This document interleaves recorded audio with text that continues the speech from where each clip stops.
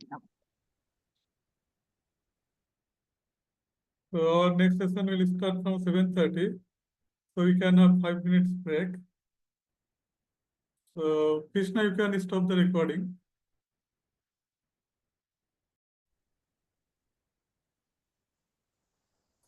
Sir, namaste, sir. Babu, sir.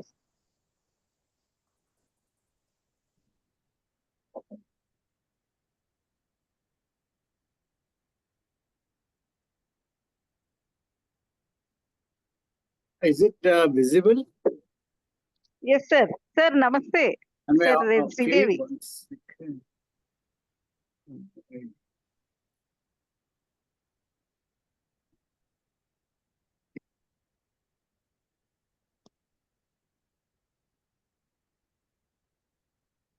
I hope I'm audible. Yes, sir. Yes, You sir. are audible. Yeah. Hello. Yeah. Hello, Professor Sridevi Garu. Sir, Hello. namaste, sir. Yes, madam. Yeah. Nice. Sir, ఎలా ఉన్నారు? After a long time. Yeah. So nice. I was there in IEC. You were there, right? You are also there. Sir.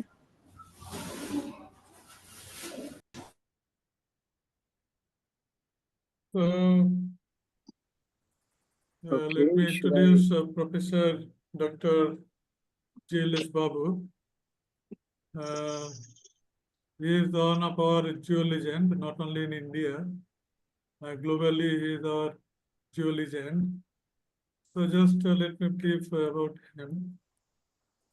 So, sir, there is having 2 sessions actually. Today one session, 7:30 to 9. And then Saturday, 15th of February, another session. What time is that? That is 2 p.m. to 3:30 p.m. That is in the afternoon. Maybe you can change it because I will be traveling somewhere. So, If what it is time, sir? possible on the Friday. Yeah, Friday evening, if you can change it to any of the flight that starts. Okay, sir, I will let you know. Yeah, okay.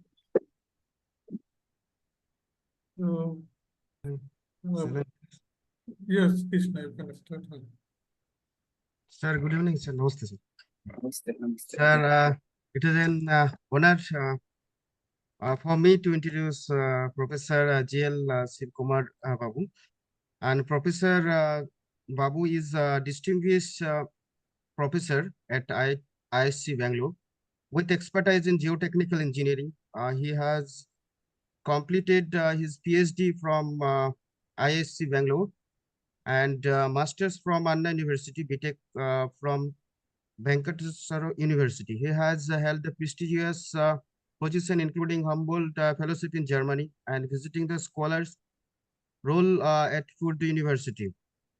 Dr. Babu has received numerous international and national accolades, including John Booker's medals, IMCMG USA, and IGS Kukelam Awards, multiple Best Paper Awards from ASC and IGS.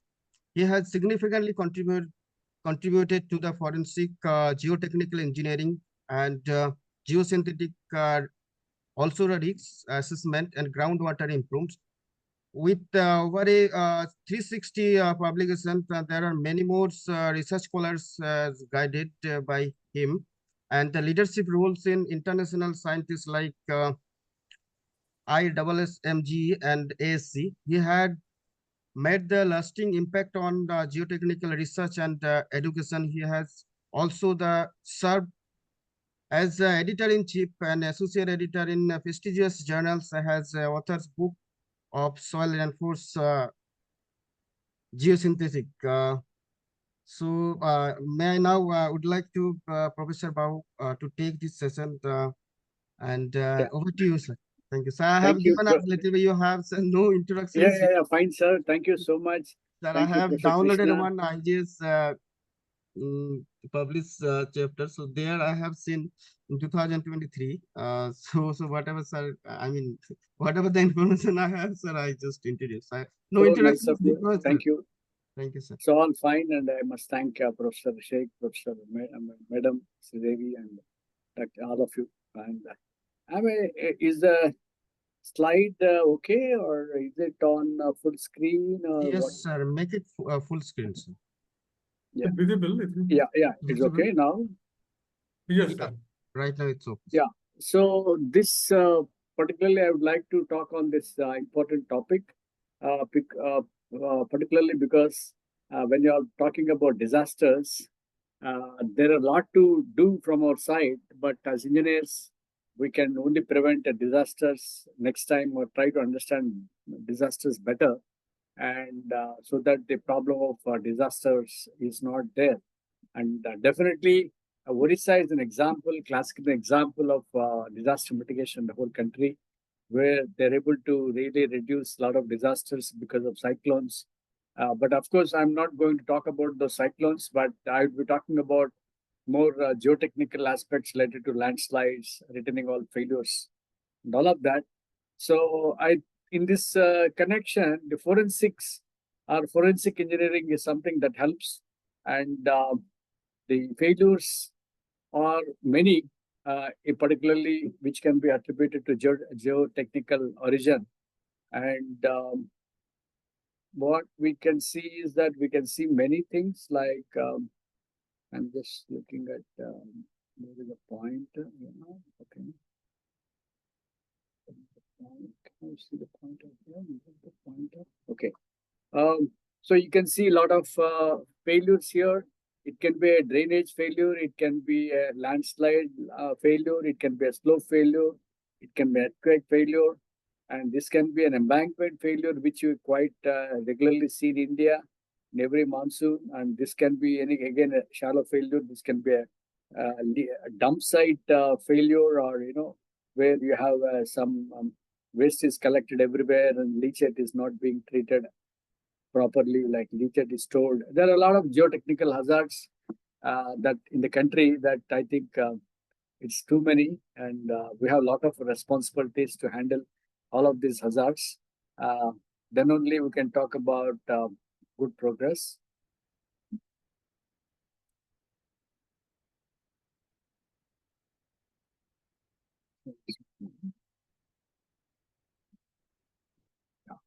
So this forensic is something that we should know, that it's we know more in the medical field, and also in law, that it's always a much discussed system in a public legally and all that, and essentially we try to find out the truth behind certain happenings and try to understand how law can take its own course in establishment of certain justice, right? So when you try to do that kind of investigation, we need to really involve discuss.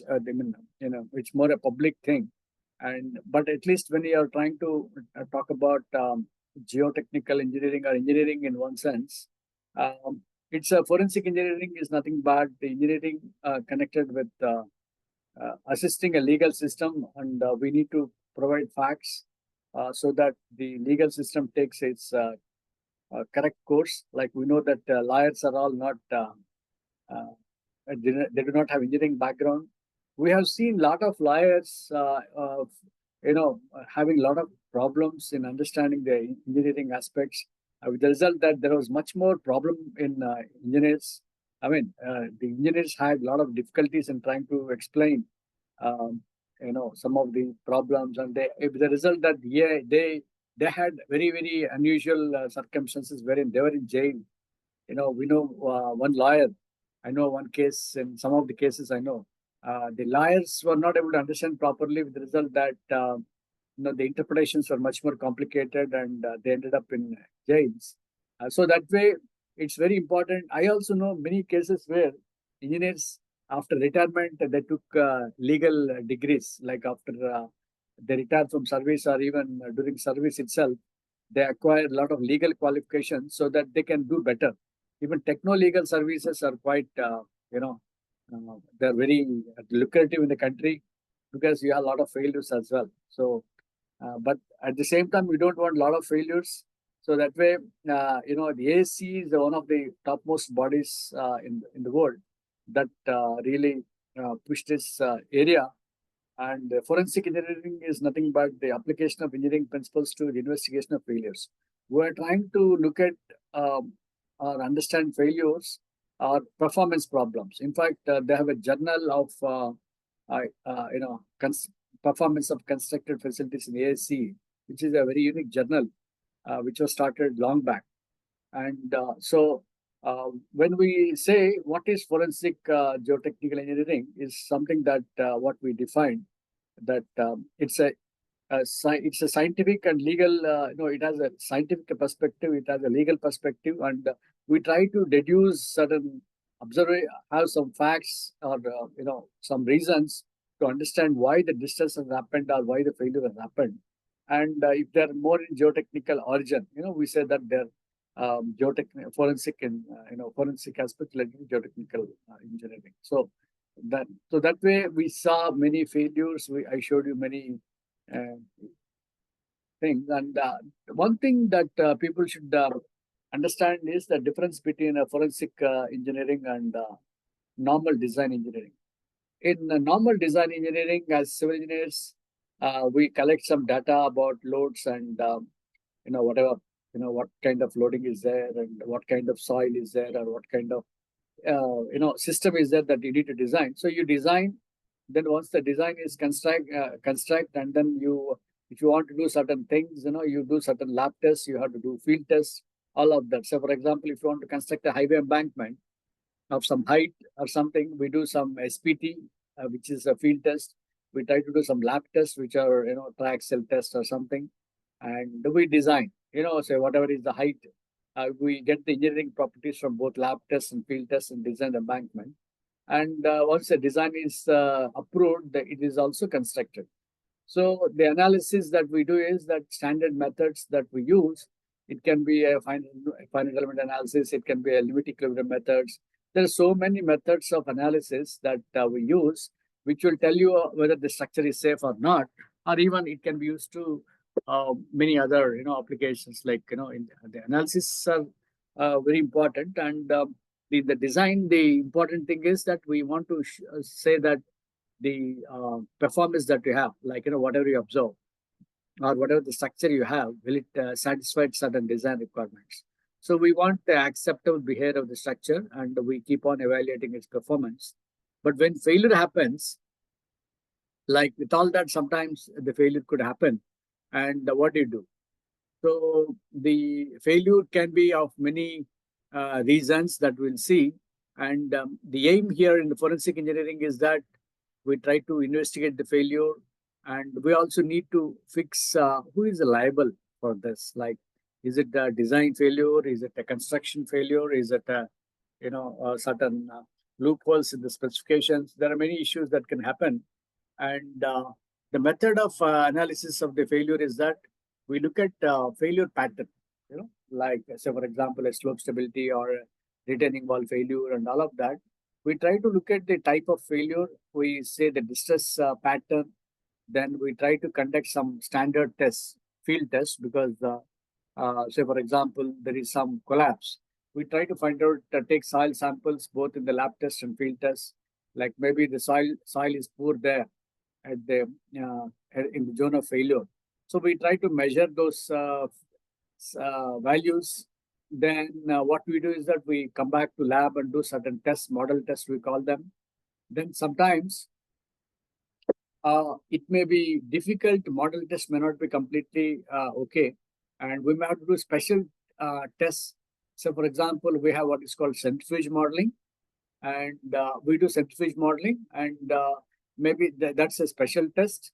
And we try to understand, bring the conditions that are there, which are where the failure, how the, that we can simulate the failure in a centrifuge.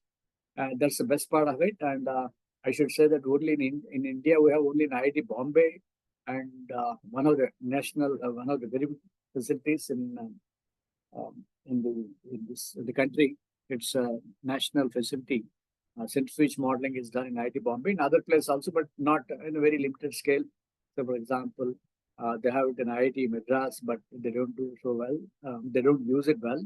But whereas in IIT Bombay, they use it very well, and it's a national facility. So even that way in Japan, They use it very well in many other countries, particularly in the US and other places. They use it, particularly for understanding the failure mechanisms, right?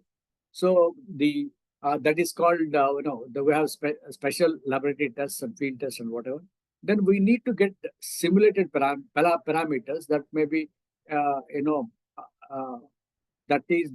would have that were there at the time of failure. Maybe some numbers that could have led to failure uh, is something that we try to deduce from the get from this, and we also try to get the data on stress history and groundwater fluctuations, many things that we need to understand.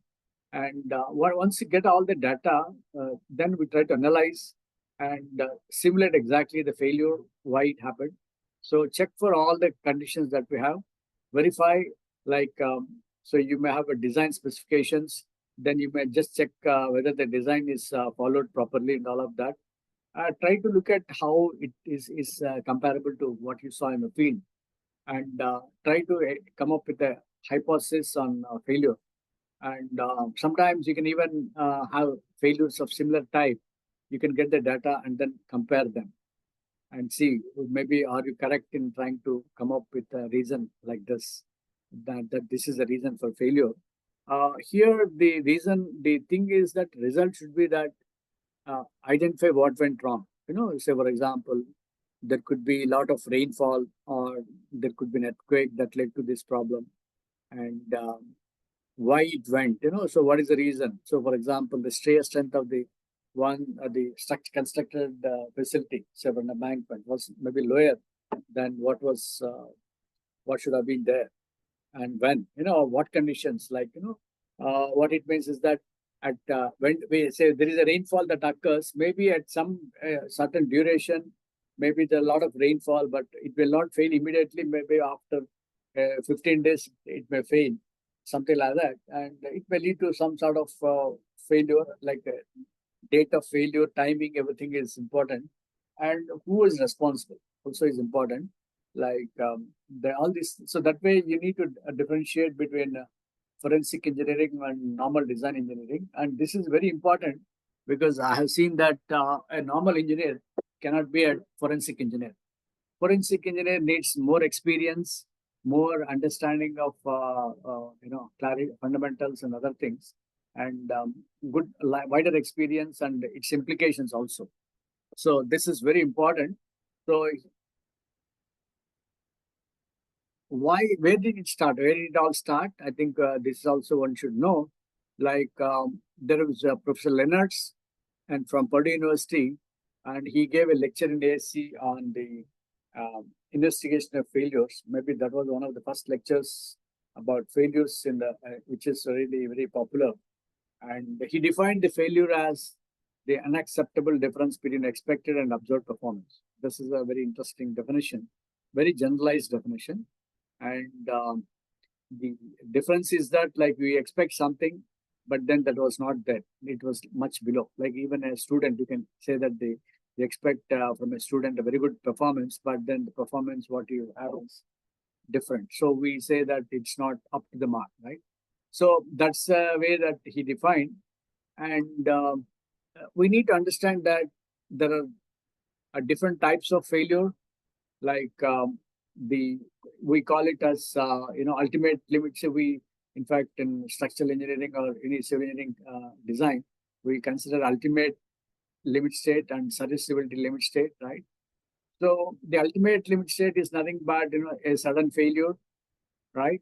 And so that leads to we call it limit state of collapse sometimes, and so leading to a lot of risk and high consequence in terms of cost. Then functional failure, that's we call it as serviceability state, where there is some compromise of deformations and all of that. We try to look at it. Then there could be ancillary failures, like that could lead to schedule, like there's a delay in schedules or cost, or even the performance or the intended use. Like you have used designed it for particular loading. So for example, a bridge is designed for a particular loading, maybe, class A loading or, whatever class, highest class. But then because of certain limitations, it cannot be used to that level of loading. So you may have to reduce the loading on the bridge, and maybe that lead to, so it's not very correct. So that may lead to some problems. We have seen a number of cases on those lines. And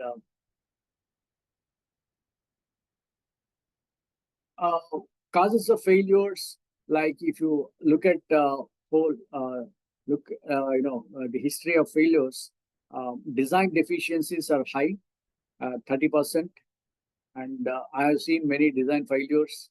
I'll explain some of them. In fact, every month we have a request for failure analysis, which actually nowadays it has been painful to go. I said I will not be able to come because there are too many failures. I think there is something wrong in the system, right? So site investigations are, again, it is one important reason, like it can be 30 and 46%. In that, you can divide that 46% into a number of categories, like, design parameters. What kind of parameters used for design? Then the use of design methods itself. There are miscellaneous examples also, even some certain empirical formula. In geotechnical engineering, we use a lot of empirical formula to get certain parameters. That's another problem. And construction errors are another thing. Material defects are another thing. Maintenance issues are another thing. So these numbers really vary widely. But then you can just say that there could be some variations. But then we need to see that we should understand where does it come. Like if there is a design deficiency, definitely, say for example, that's what I was suggesting for national highways or any of the state governments can use, because they spend a lot of money on construction, and they need to develop this sort of, we don't want failures, but if at all there is a failures, and what category it comes to, like, is it a design failure? Is it an investigation failure? Is it a construction failure? In fact, 3 months back, I was trying to investigate a failure of a railway embankment, and their design was not okay. Design parameters are also not okay. So there was considerable problems in the railway line. There were the railway line management, actually, because the design itself was a little faulty. So that it was not thoroughly done. So we have many cases on those lines. Okay, what do we do when you say failure analysis? So it has a number of steps. Like, we need to collect the data first, which is actually the evidence. Like if somebody says that, how do you say that the failure is here? So you need to have data on the failure. It can be some measurements. Of course, ideally, we should have a series of measurements. That's why we always say that you have to monitor the performance of structures. During maintenance also, some data collection is required and all of that. So what happens is that this data greatly helps in trying to understand what happened and what contributed to failure. As I said, distress characterization is very, very important. Once you collect that, you have the data collection, distress characterization. You have to do the design review. Like design reviews can be many things. Design review, it has, did you follow the codes? What kind of codes you followed? And if in some cases, there could be some special problems which the design codes may not address. There could be special works that design that may need, like from expertise from abroad and all that. So we have to do the revision of design. Then specifications and standards. These are very, very important. We need to really look at all the specifications and standards, whether they are followed properly. Then use of diagnostic tests, like laboratory tests and field tests should be done.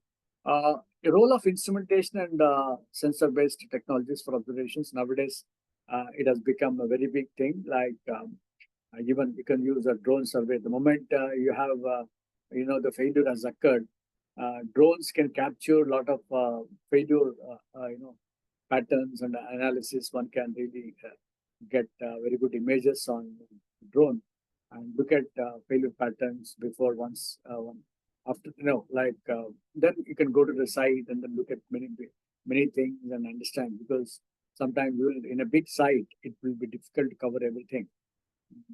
Whatever you could cover, you need to supplement with many other tools like instrumentation,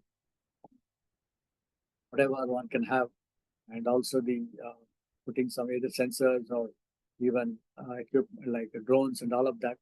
Once you have all of that information, you need to look at what kind of failure, what is the hypothesis on failure, like how did it happen. So there should be some sort of understanding that is only possible by super good back analysis. We should also understand the risk associated with that problem, and consequence analysis also should be done, and technical shortcomings in the whole thing.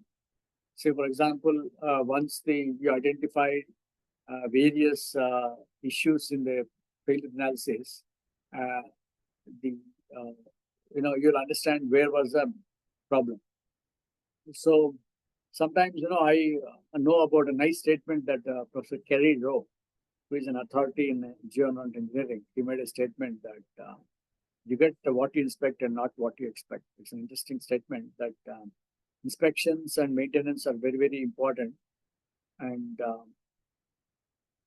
you will not be able to really get exactly what you expect until you inspect and then inspect properly. And then liability assessment also should be there. And the whole purpose of this forensic investigation is that the failure, trying to understand the failure mechanisms and trying to fix up responsibilities. Of course, that comes a little later. And also the liability assessment, that's what I meant. Like, is it, say, for example, what happens is that you need to fix up, is it the contractor's mistake? Is it the design mistake? Is it some other, there are issues and all that? You need to really look at it and trying to make a few responsible so that you will recover some costs and all of that, right? And then recommendations for practice. Suppose there would be some things that you learned from this, that certain guidelines may not be there or there. Like the classic case is that, we know that when earthquake came in, the Bhuj earthquake, people knew, we knew that immediately after the earthquake, people realized that the guidelines for the earthquake resistant design were not adequate, and people did not understand liquefaction properly. So it led to a whole lot of work in India. Now people do understand the response of structures under earthquake loading, particularly geotechnical engineering, and we have a subject called geotechnical earthquake engineering. So same is the case with many other subjects, like whether it can be geoenvironmental engineering, and it's all slowly picking up. Of course, there are a lot of work that is being done. And so you need to come up with recommendations for practice. So, yeah, I will try to cover a number of case studies. Do you have any questions here? Hello.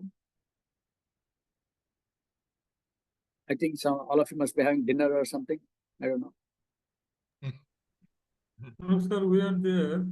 Okay, you can have, you can have your dinner also, no problem. So I'm just asking I just want to be, how many participants are there in the course? 71. Sure. Right now it's 71. 71. Okay. Whatever, even if they're okay. Let me just talk about a few of failures in India. And see, the thing is that one of the first ones that I would like to cover would be a landslide that occurred in Maharashtra. And mapping, again, another landslides, and then a lot of things. I just covered them, failure of RU walls and all of that. We know that the rainfall, particularly due to climate change, the intensities of rainfall are completely different. In fact, one can calculate how is the climate change is affecting the rainfall patterns. That's a big study that the water resource people will, hydrology engineers will help us. And if you want to, because of the climate change, we see a lot of damages, definitely, and like high intensity rainfalls of short duration, or abrupt changes in other local variations, temperature rises and all, we have now a lot of work that is being done in the country and abroad elsewhere. So what we want to say is that one of the landslides that I'm talking about will be from the Malin landslide. It's about more than 10 years back, but still not much. We have not learned anything so far from that. And this is one village in close to Pune completely got buried. Let the depth of about 160 persons, and it's a big slide. Volume is about 70,000 meter cube, and big area is affected. The landslide width is about the width varies from 45 to 134 meters. The length is about half a kilometer. You will see that it's a very big slide. From top to bottom, and it's a big. This is a bust. See the serious one. It is a big one, and you see the dead bodies being recovered and all of that. This is an image that we see. Like there's a river at the bottom. This is a moment of this is a slide area, and the slide occurred. When the people are sleeping in the morning, in the morning, and people are sleeping, and the bus, a bus came to pick up all the children, and then they realized that there was nothing. The village was completely not there, and it's all only mud and dirt. So that was that in the morning, 8 o'clock or something. Then the reason was that there was a continuous rainfall, and it was of course there were no seismic events and all of that, and the rain was continuing during that period. And so what was the thing? After that, we have seen many people go there and then say that okay, factor of safety is less than 1 and it failed. I mean, that is not forensic. You need to understand why it happened. So as I mentioned, these are the steps here. Like you have to collect the data, you have to characterize distress, you have to develop hypothesis of failure, and then do certain all of this, right? So the thing is that the failure analysis, as I said, it also helps in mitigating landslides in future, and provides a proper basis for selection of control, slope stability or measures, and it's a systematic way of doing slope management. When we looked at the data that we collected the data from the site, and it's a big site, about 500 meters length, right? So we can it's a random. This is a type that we see. It's a big slope of 500 meters, and we have to divide that into zones because otherwise it becomes difficult for complete study. And we should also mark important things. There's an Allah here, and the settlement was here. I hope you are able to see the pointer. It's called near the zone 1 is that, zone 2 is here. Settlements. See, the agriculture, the paddy fields were here, and many paddy fields are the upstream of the village. Okay. If you look at rainfall events, it was a continuous rainfall for some days, but suddenly it picked up and there is a serious rainfall. And so this is a general thing. Yes, I think it failed because of this, but then really we had to see why it happened. Then actually we collected previous data of some information that's there. But there are some cracks even a few years back. Some of these things like maybe another 10 years. This happened in 2014, but 10 years back in 2003, maybe 2003. There are some strains, the signs of distress, but people have been warned that they should not be staying there. But then they were shifted to some other place. But then what happened was that these people came back here and they were trying to, because they want to be next to their paddy fields. That was the thing. And so, of course, rainfall, which was 3 days of continuous rainfall, was problematic. That's one thing that one can say that. But what was the, see, for example, the rainfall infiltration has caused, must have caused a decrease in shear strength in the soil below a threshold value, like the value corresponding to, say, for example, a factor of safety 1, right? So what we did was that we took some data, geotechnical data from in that area, right? And then the thing is, if you want to measure the effect of rainfall for, say, we had to use unsaturated soil mechanics, and we use Van Genetic model to characterize this unsaturated soil, and we call what is called soil water characteristic curve. We got that data, and we also verified with some database available. Excuse me, So, sir. yeah. Sorry to interrupt you, sir. You can have a break of 5-10 minutes in between. Okay, whatever you say. Uh, I mean, because we should be very precise. Its ending is 9, right? 9 o'clock. yes, sir. So in between, you can have some break, 5 minutes or 10 minutes. No, I can continue, but you may have a standard pattern, right? Whatever you Sir, say. so I You want think me- you Huh? you should take Okay. 10 minutes. Okay, how much time? after 8:15. 15 minutes or 10 minutes? 10 minutes, sir. After Okay, 8:15, 8:15. 8:15 to 8:25. Now it's 8:03, right? 8:05 or something. 8:04. When should I come back? 8:25.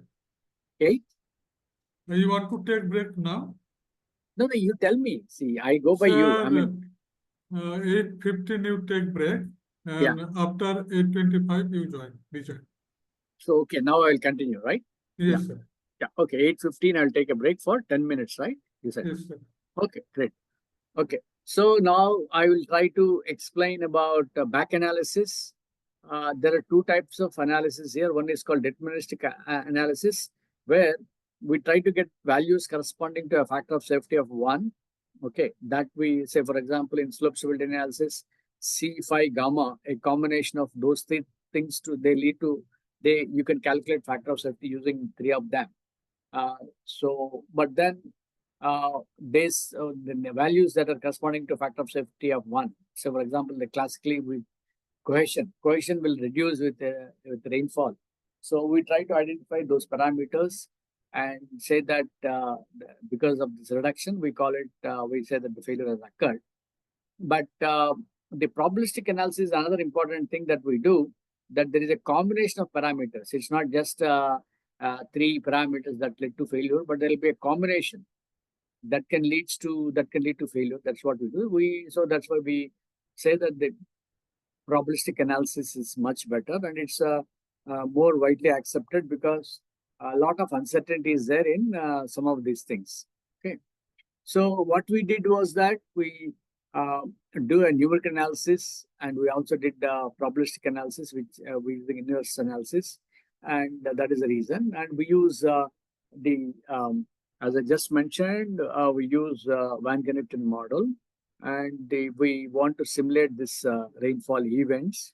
Okay, and if you simulate the rainfall events, like there are 2 stages, because as I said, there is gradual rainfall or rainfall of low intensity, and factor of safety, there is only a marginal decrease in factor of safety, but then when the second rainfall event occurred, definitely failure occurred, and we say that the factor of safety is less than 1. Okay, our interest is up to 1, right? That's called back analysis. Now, what happened is that, what happened to the debris? The debris thickness is about 15-20 meters or whatever. It's 15 meters here. Like you can see that the depth is about 0 to 15 meters. And what has happened? See, the thing is, as I said, first event, the saturation was in the range of 55%. But when it came second time, so there was an increase, right, from some 40 to 55% or something. But then deeper, it is going deeper also. But then the second one was much higher, the degree of saturation was higher. Like, slowly what happens is that water movement will be there, and then, it's a coupled flow. So there will be higher levels of saturation, and even pore pressures are also like that. So the negative pore pressure will be there. It will come down due to first it was less during the first event, but when it was second event, the negative pore pressure became positive. So that was the hypothesis, and because of the positive pore pressures that were there in the second event, it led to problems. So that was the reason, and we said that that was an important thing that happened. And when we did see, as I said, probabilistic analysis, it is also same thing. That what it means is that the important parameters, there are three important parameters. One is called cohesion, friction angle, and suction. Three of them are, we assume that they're all variable, which means that there is a coefficient of variation and mean values or something like that. So we have a correlation matrix for that, and we use that in the analysis, and we get the result. So similar reason, but at the same time, we clearly see that there is a failure that occurred, and actually we get a distribution of parameters that led to failure. That's one thing, though I am not showing the results completely here. The lessons that we learned from that was that there is a need to evolve comprehensive, proactive, and predictive mitigation strategies for such disasters, because that area, particularly in the Western Ghats, right, close to Mumbai, you have Western Ghats are prone to a lot of rainfall and climate effects, and then there also population is quite high. There is a deforestation, improper land use planning, and poor slope management. As I just mentioned, they're all under the control of district collectors. In fact, all these small areas are under the control of district collectors. They should have proper understanding of how disasters are likely to happen in rainfall conditions. It's like, so that's what it is. And as I said, the large-scale deforestation was there. That is in accordance with the government scheme where most of the nearby lands were converted to paddy fields. That's another thing. That so that was there, but I think the habitation was there itself. They should have been some other place. That's led to failure. And not only that, there are no warning systems at the site.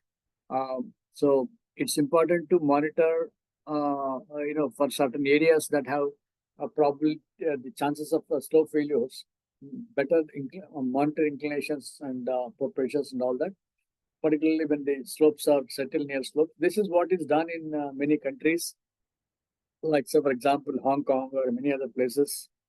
So the slope health monitoring is important. So what is important is that you should develop what is called they develop rainfall landslide occurrence relationship. So this is an example, a thing that shows that we apply loads more than that can take, right? The horse is just up because the loads are so high, and we need to understand the loads and resist what it can take, a resistance, of the available resistance. So that's very important. And not only that, we don't want some of these loads are variable and the resistances are variable loads, because the rains in the form of the loads, we call them as loads, and they're all highly variable. And we also know that because of the climate change, it's completely different, and that may lead to a lot of problems. So the loads are variable, the resistances are, with time there will be degradation and many other things. They're also different. There will be variation. So we have to see that the probability of safety is reasonably good. What we should do is that we should come up with what is called threshold threshold values, and so that is based on, there are some methods to get that, and to try to understand in the same area, in the nearby area, what is the number of landslide events and what total rainfall area, and there could be, we have to find out the sort of the red line that you're able to see here. So that type of line you should predict and that is a relation between that it will have a duration and intensity, right? So if you know that there is a so if you're able to mark events on this, then based on this you can give say if the duration is going to be more than certain days, it can landslide can occur. You know, that's our intensity and duration combination. If you take and plug in here, that you can say that yes, this may be a problem. Like, so for example, we plotted 3 points here, right? So all these 3 points are on the threshold. So anything above also, of course, any of them you can plot on these lines. So yeah, you need to establish what is called this relationship, right? Intensity duration relationship corresponding to failure. So this another one that we did again in Kodagu district in Karnataka, where many I should thank my one of my research scholars earlier, Dr. Pinom. She is now a professor in IIT Bombay. She is a faculty member and assistant professor in IIT Bombay. She did all that work. And this is another interesting work that we did with Dr.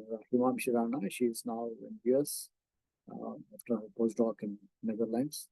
And again, landslides, in again, Western Ghats, see these Western Ghats, whether it is near Mumbai, Pune, or even down south, these districts are all very much influenced by Western rains or something. Very highly intense duration of, intensity of rainfall is very high and it's problematic. This is another area. So we saw a lot of failures, and both in Kerala and Karnataka, and we were trying to understand. And we took a lot of data for 100 years, developed some of these equations and all of that. And we were trying to model what has happened in 2013, and we are also trying to check up in what happened in 2018, because we were trying to take the data of 2013 where a lot of failures occurred, and 2018 we had more number of failures. We were trying to check, and we plotted them. So this is all some results which will tell you, like all of this. We see that 2018 landslides are more because the intensity, that's 1 in 100 rainfall. Intense idea of if you look at the intensity duration of frequency relationship, it's 1 in 100, whereas 2013 it's not that. So we're able to clearly see that these effects are there, and these are all some of these results of in terms of the act of safety and all of that, and even the displacement maps and everything was done. Okay, what I find very interesting was that when the failure occurred both in Karnataka and Kerala, governments have not really done much, but at the same time, from years they have what is called Geotechnical, Extreme Events Reconnaissance Group, GEAR they call it. Online you can search. They came to these places, and within 15 days they came up with a report on what happened. So that way it was a very proactive thing. And in India, I think though we have agencies like India or other thing, disaster mitigation groups, we have two organizations, National NIDM and other one, right? There are two. So they were able to say that there was quickly rainfall was very, very high. 140 times more than the normal time, and it led to about 483 deaths, and they covered 3 districts, and there are a lot of geotechnical failures. That's what they saw. And they wanted that the need for establishment thresholds should be made. But even now, after so many years, also nothing is done, though the data is available. That's a sad part of it.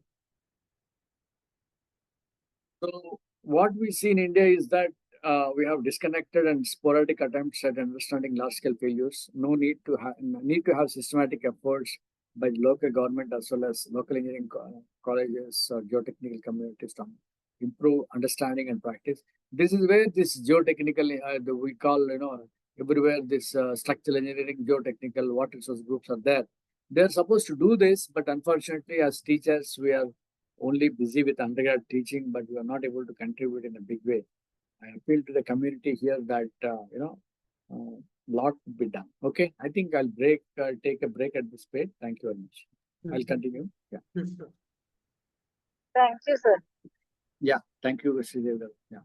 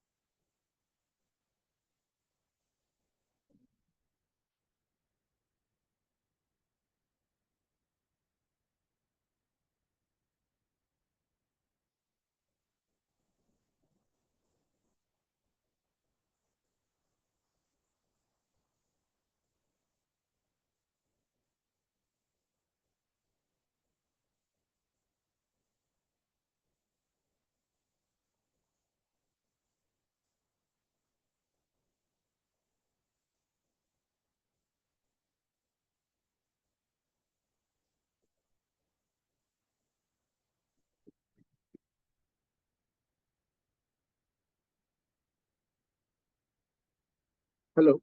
So let me just continue. Yes, please, sir. Yes, Yeah. yes. So a lot of work is being done on these lines, like you know, as I just mentioned, there are a lot of failures in during that particular thing. So there is another paper that I just came across on when earthquake comes. What I showed was on the rainfall-induced landslides, but here also a lot of work is done on earthquakes, particularly this group, frost, and that are very active. One more example that I want to talk about will be the failure of a retaining wall of 800 meters length. It's a ROB, road over bridge. There's a railway line here, and 800 meters length of bridge was there. So we followed similar steps like evidence, data collection, distress characterization, design review, all of the steps that I just mentioned. And the problem that we saw was that like these are some of the failures, like the retaining walls, they tilted by about a large magnitude of nearly 800 mm, and the road on the top of the thing sank by a meter nearly, and this is, though it looks fine, you can see clearly the rate of movement, the tilt of the retaining wall. You can see that the tilt has really visible tilt is here. Of course, it's 800 mm actually. And there was we looked at soil investigations. We find that the top soils are not compacted properly. Like you can see, the SPT values are quite low. And when we monitored the displacements were quite high. See, for example, here 700 mm. This is about 300 mm, right? And this another, 400, 300. So there movements are quite significant, led to the tilt of the retaining wall, and this is that movement, one in one place. So the movements were many. Yeah, there's another set of movements at hardly nearly 500 mm. This is as you go from center to edge, so you'll see still there is a 200 mm movement. So to understand the failure, we did analysis using Plaxis or something. And what we find is that if you do a simple conventional analysis also, the factor of safety was less in sliding, okay? At two sections you have taken. And so it was less than the required factor of safety of 1.5. But if you do a numerical analysis, it will clearly show that there is this type of tilt under the loading that is expected. And what is interesting was that the field measurement was about 380 mm, and we got about 342 in the field, which is 342 in the field, both vertical and lateral. And you are able to get reasonably well. That way it shows that the parameters assumed are quite good, and the factors of safety, are less than 1 as expected, right?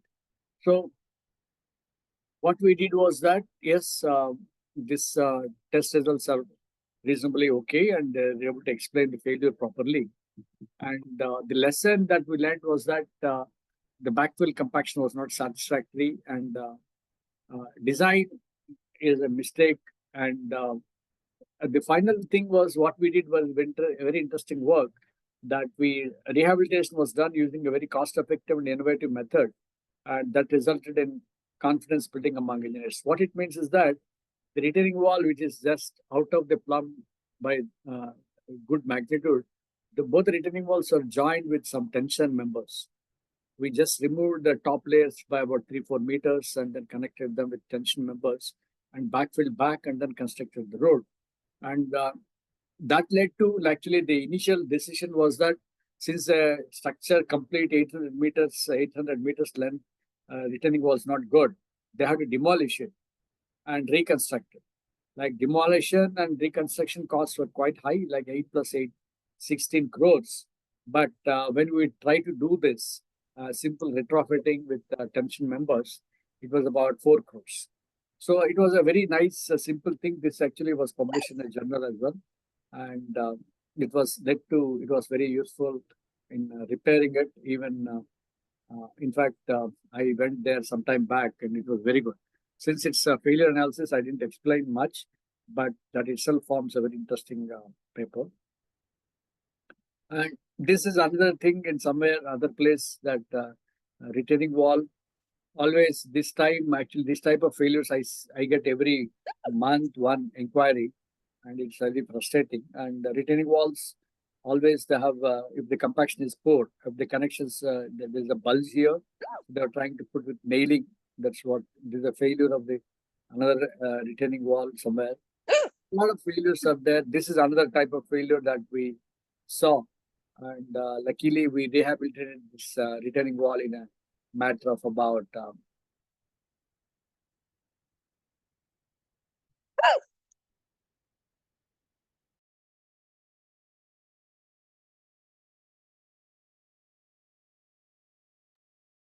am I audible, please? Yes, sir. Yes. Yes, sir. Yeah, Yes. yeah, I get a message that I am muted, so that's the reason. Yes, okay. Okay. So this is actually, there here in this particular case, there is a failure is due to the poor connection of the spacing and the connection, and they're not good. And even the soil is of slightly clay towards clay type. Connection design was not okay. And that some of those things were made with recycled, it's not a good material, like whatever steel connection they have, nut and bolt connection they have, the bolt and nut, they were not really good. So this is another failure that we saw in some other place, and it was pathetic again. So some of the reasons that I think there are many, like even RE wall failures, I can give a separate lecture on that. And so the problem is when engineers are trying to do that, they don't understand the principles of design, okay, and quality control. Both are missing. So then the poor connection design was there, and proper backfill quality is not there. Drainage provisions are not good. Quality control is not good. And communication gaps among engineers and contractors and material suppliers. This is another thing, that the material suppliers, they supply all this material like geogrids and design documents and everything. They also give a design sometimes. But the contractors, I have seen many cases, there for the first time they try to, they don't have any much experience. Wherever I saw some failures, I see that the contractors do not have proper experience. That's what I could see in many cases. Okay. And engineers also, they don't understand completely the RE wall design, and that's other problem. So what I just say is that the analysis of failures and learning from failures need to form an important part in syllabus. It can be in all civil engineering curriculum, like we call it what is called failure analysis. And there is a elective course one can offer at BTech level itself, like what is called they have methods called fail-safe design. Yeah. Even if there is chances of failure, there should be some element of safety ensured. That's what they call it, and particularly in aerospace engineering and all, they do that. So it's important that people understand various design concepts, analysis methods properly. That leads to better design procedures and analysis procedures. And you can even, in fact, codal provisions can be better. And definitely we know that it saves a lot of infrastructure losses and ensures proper accountability. And in the country, at least, there should be a forensic engineering group. It can be even based on the specialization. Like it can be a structural engineers, it can be water resource people, it can be all together also, they can form a group. They need to collect information and on the failures and provide, analyze the data. It can be even open thing, it can be done. And, to provide technical support. Here, our restriction is only up to technical aspects, because we are trying to only advise the experts from legal domain and to support judgments, and need to interact with judicial system and understand requirements. So the other thing that I see, that they don't understand our language of engineering, so you need to put them in a way that they understand it better. present the case better. That's very important. Actually, I did offer a course on this a long time back. You know, so it's more about it's a seminar course with lot of interesting examples from literature. Okay, on why do we do the need for investigation of failures, and then that's one important thing. And then soil behavior and constitutive modeling. Actually, see, there are a lot of cases on how the soil behavior came to picture and how constitutive modeling came to picture in understanding the soil as a material, soil and its behavior. Then there are a lot of examples on foundation design, like bearing capacity of shallow foundations, like leaning tower of Pisa is a classical example of bearing capacity problem. And there is another thing which is actually called failure of Transcona elevator in Canada, which led to understanding of bearing capacity theories and all that. It's very nice program. So if somebody reads some of those papers and understand it very well, then it helps a lot. Then pile foundations, actually Professor Paulos is an authority in pile foundations. And he gave, see, in pile foundations again, it's well understood. In India, still a lot of problems of imperfections are there. So Professor Paulos gave a lecture on role of imperfections in pile response. Very interesting problem. And landslides and slope stability problems, many people worked, and I gave that list here because what is a problem in understanding landslides, dams, and all of that, quite interesting. And there is geotechnical engineering, a lot of material exists, and for example, there are many lectures, Thursday lectures of Professor Daniel, Professor Rowe, and there are many lectures. And RUL failures, there are again many lectures. There are filter failures, there are many lectures. And a lot of things can be a part of the syllabus. The second thing is that observational approach, like, instrumentation monitoring has become a very, very important. And what is that we are doing? So there's so many advances nowadays with sensors and IoT and drones. So many things, you can integrate all of them and have a good observational approach to measure the performance of structures, whether it is dam, anything, any kind of structure, geotechnical or any structures, any buildings or excavations or anything. One can have a good approach of observation during construction and monitoring.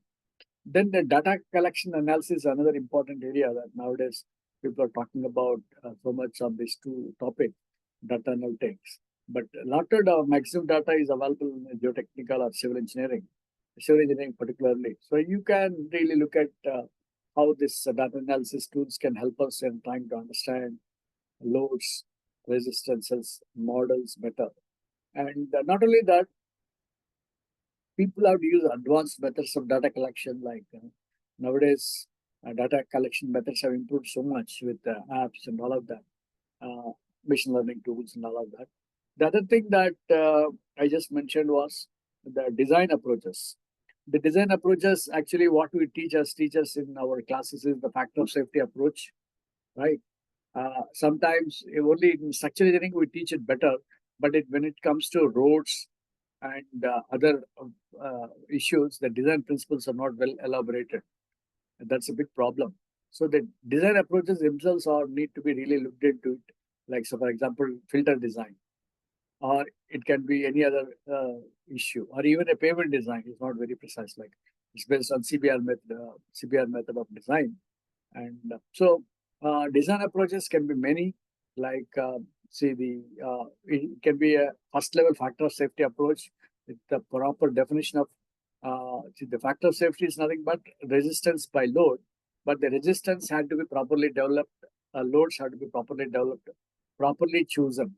So that is only possible by probabilistic methods. So the second approach that we can advocate will be a reliability-based approach or a probabilistic-based approaches, where you consider the variations in resistances and variations in loads, then we try to minimize the probability of failure.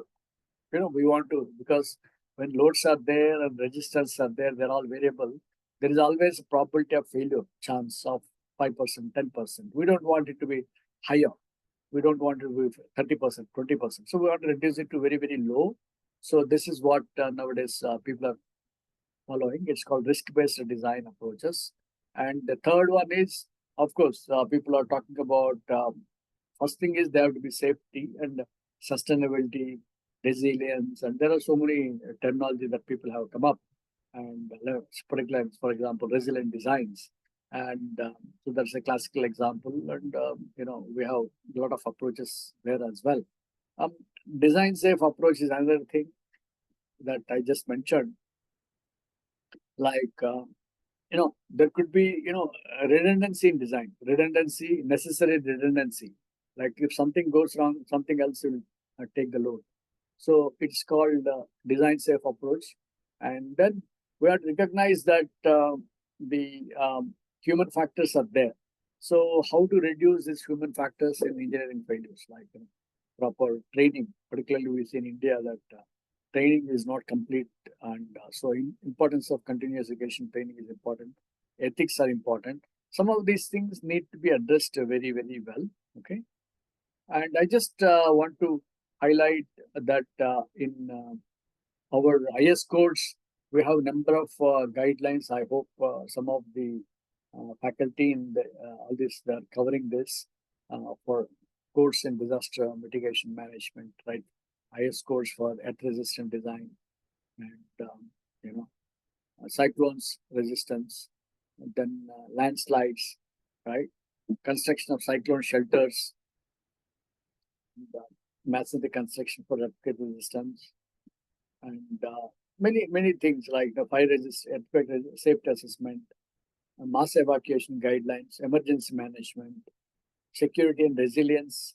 So a lot of things about 14 are given, but I believe that some of them may be in your some classes there. But BIS is giving regular programs on this, and somebody should really look into this. And it's very essential, like particularly for places like Odisha or any other place, we should look at trying to minimize the disasters in whatever manner we do. And so these are all good that we have some Indian BIS codes, but we should also look at some codes that international practice. That's because we can't just miss any important thing, and then it should not lead to failure. So literature is very good in failures. Like I just mentioned, they have a forensic engineering division in DCEE. So they have a journal of performance of construction facilities. That is one thing. Then in Institute of Civil Engineers, they have what is called Forensic Engineering Journal. There are books. In fact, we did a lot of work on forensic geotechnical engineering. There are conference volumes which are given, and they're online available in all of them. So with this, I would like to conclude, and any questions, I'll be happy to answer. Thank you. So we have about 10 minutes time. Please let me know.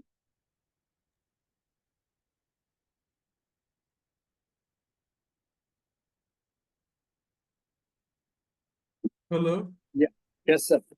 Dear participants, are you having any doubts?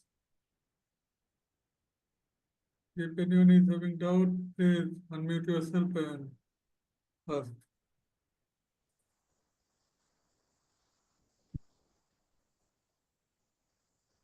Well, I have a little doubt. Pardon? Forensic geotechnical engineering. Yeah. First time I'm listening. Like I had no idea. This is a subject you're offering there. Actually, why we practice it? For postmortem kind of thing. Yeah, it's exactly.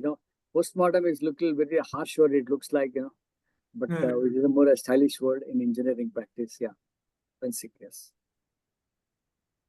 So some course content are there, and you're offering and teaching that subject. Yeah. Once or twice I offered a couple of this, whatever syllabus I mentioned. It is more a seminar course, and it's a very useful because what happened in this area is that it need more fundamentals, more knowledge, more interesting work. Actually, a lot of work is done in literature, so we can understand that and teach it better also. And we can it is a good way of understanding the subject also. Like we know that if you fail by, see, we don't want too many failures, and at least if there is some failure, we learn quickly, right? Learning a subject, sometimes we have seen in our own life, right? We don't want to fail, but at the same time, we want to learn a lot of things. Learning is at least from others' experiences, right? There's so many papers, so many understandings. It is possible, but that is the main thing, is to reduce failures in the country. Of say the lot of things, like so many bridge failures are there. No, people are talking about. What is the reason? Was there a detailed investigation? Because we don't want to have so many failures, and we want to reduce.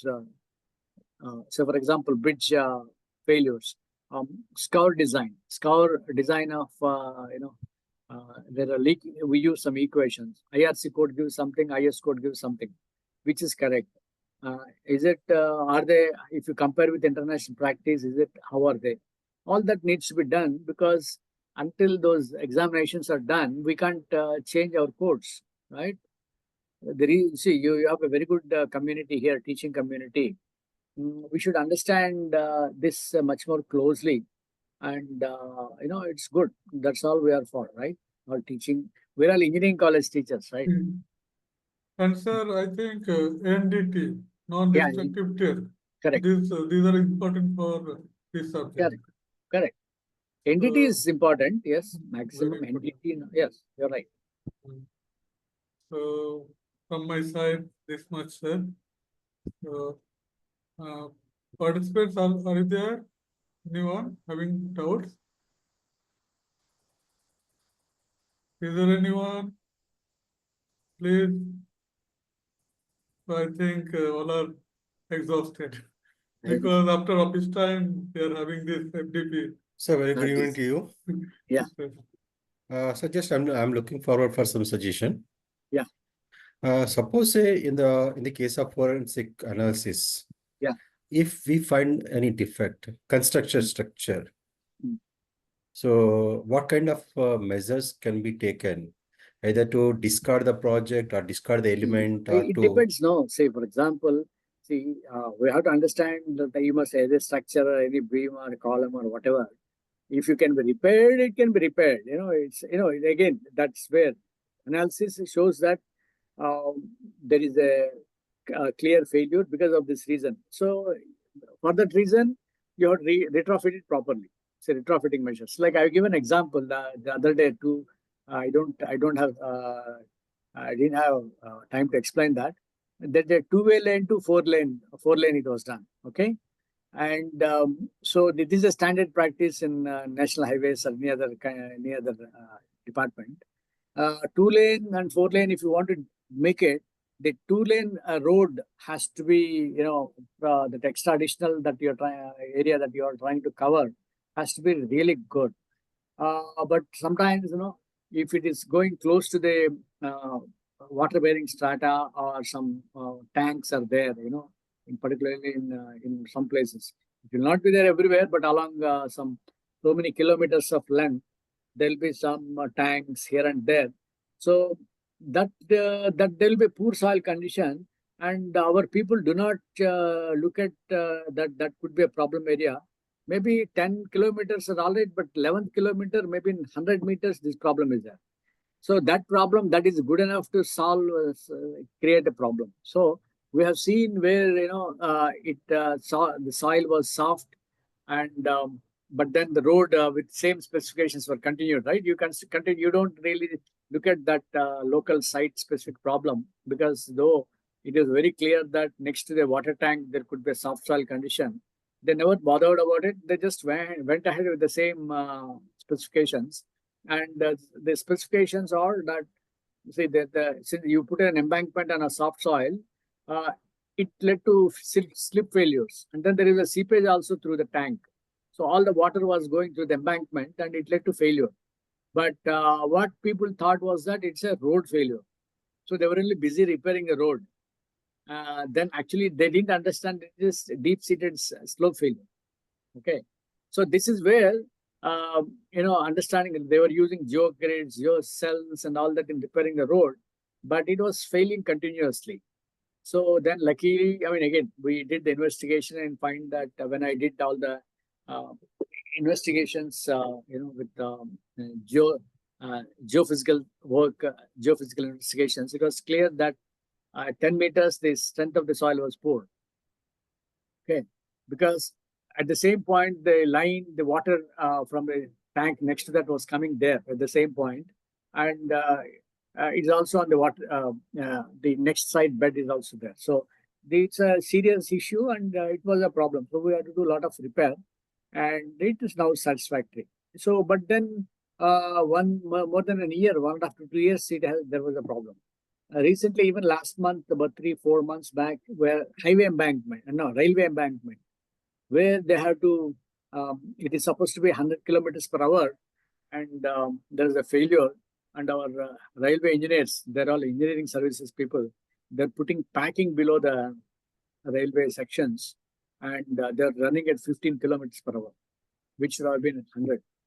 For a length of, even it can be 100 meters, but if you are going at 15 kilometers per hour, and the whole, everything, they have to divert so many things, it was even now the repair is not done, and in a very important road, very important railway track. So this is, Another thing, sir, after this forensic investigation of the geotechnical structure foundation, we can go for health monitoring. You have to construct properly and do the health monitoring. Yes. So that might be the part of this subject.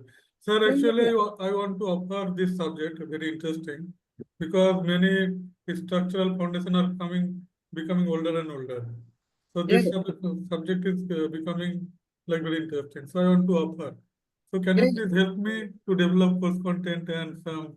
What is your target audience? It depends on your target audience. My PG and undergraduate student. Okay, see, don't teach to undergrads and LKG people. This forensic. Forensic is for final year. If you teach, I have the LKG. I mean, we should not. We should see. They should have some subject knowledge.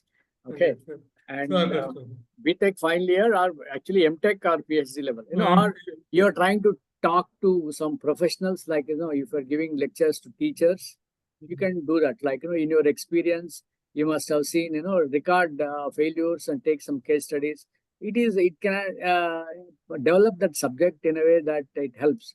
Say, for example, there's your background is structural engineering. What's your background? My geotechnical engineering. Okay. And PhD is in geoenvironmental engineering. Very good. Actually, the issue is that we should be a good, competent engineer. See, like, you're telling about geoenvironmental engineering. Everything is a disaster in the country. Like there are so many dump sites, contamination problems, and it is a very serious problem. Okay, understood. So I will approach, sir. Just help me if I do it to develop. Rest is go through there's so many journals. See, you can construct very sequentially, right? See, if we don't understand the first thing is the material behavior, right? Whether it is structural or geotech or water sources. There are so many concepts, but there is some possibility that we may make some mistakes that may lead to failure, right?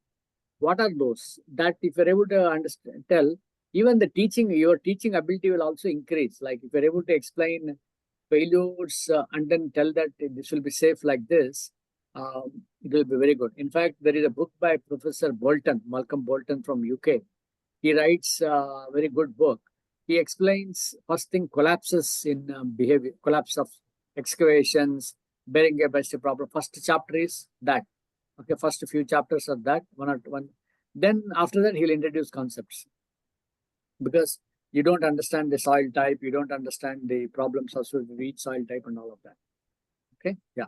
Understood, sir. So let us stop here, sir. Let me thank, sir. I'll take 1 minute, sir. Yes, sir. Sir, thank you very much for this quote, sir. Whatever I have checked yesterday, sir, your profile. Actually, I am basically from water resource background.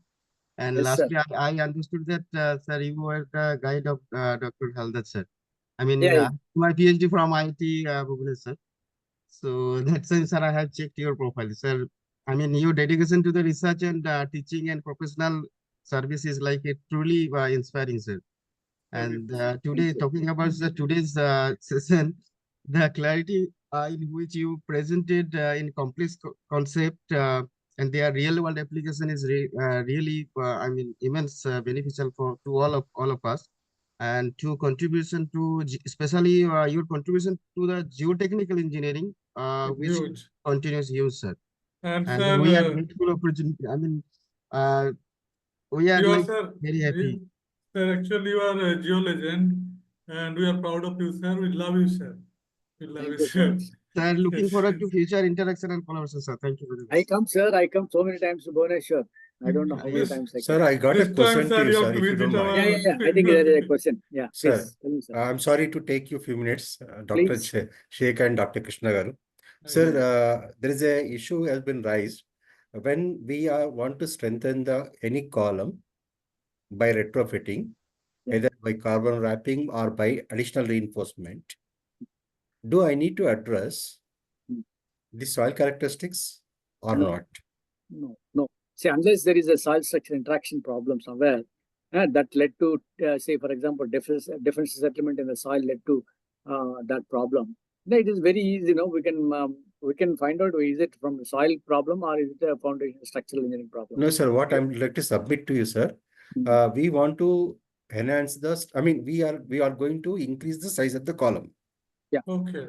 To strengthen the structure. That is called as a retrofitting. So we are going to go for the jacketing by placing the additional reinforcement, give the concrete one way. Okay, you're trying to extend the length of the column or something? Yes, sir. Both directions. Okay. Or else we can go for the carbon wrapping. Yeah, foundation side, people do it. Like, it is possible, right? No, what my question is that, is it really required to address the footing also or not? It's required. Yeah, thank you, sir. Because somebody has explained yesterday when I was delivering some executives, I told the same point. So people have appreciated, but I want to confirm from you. No, I'll give an example. See, the thing is, load is transferred through the column to the foundation soil. If the foundation soil, there is a stress concentration, we have to distribute it.